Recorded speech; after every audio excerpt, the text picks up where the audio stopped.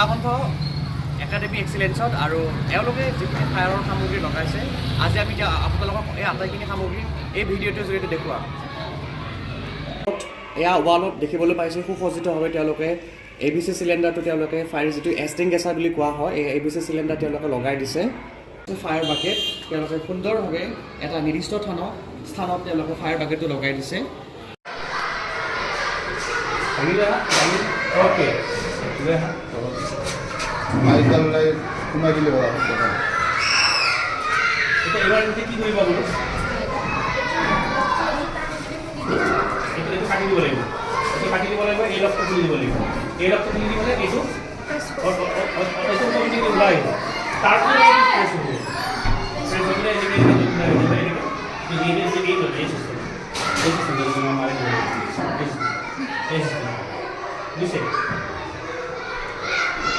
এইটো আপোনালোকে অকল যে স্কুলতে পাইছে এইটো নহয়, এইটো আপুনি যিমান কমাৰ্চিয়েল জেগাত যাব চবতে চাই আপুনি হস্পিটেল এখনত গ'ল, হস্পিটেলত এইবিলাক থাকে।